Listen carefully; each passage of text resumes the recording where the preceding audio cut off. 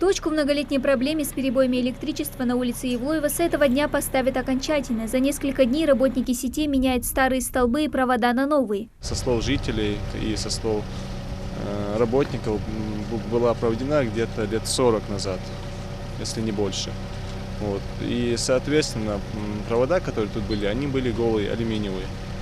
И они уже утратили свою пропускную способность. И в итоге мы заменили полностью весь участок. Внимательно наблюдают за работой жителей улицы. Наконец-то слабое напряжение на 160 и 180 уступило место 220 вольтам, делая домашний уют Юнуса Мусиева ярче и светлее. Привыкнуть к приятным переменам оказалось не так сложно. Теперь домашние приборы работают как надо. Обрывы были везде, провода старые, 60 лет, как пролечат. Старше меня это провода проводили. И столбы старые, видишь, надо заменить их. Новый столб поставили. Конечно, рады.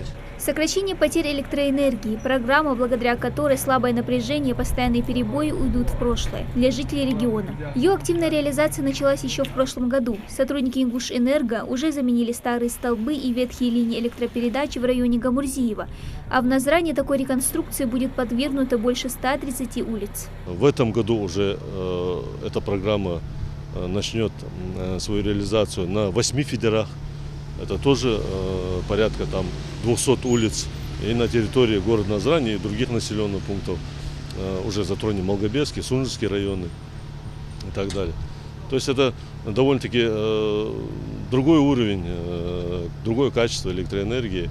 Программа предусматривает замену железобетонных опор и полых проводов на изолированные и установку новых столбов на месте старых, что значительно повысит качество подачи электроэнергии в дома. До конца этого года ремонтные работы проведут также в селениях Плиево и Барсуки. Дана Плиева, Адам Далаков, Новости 24.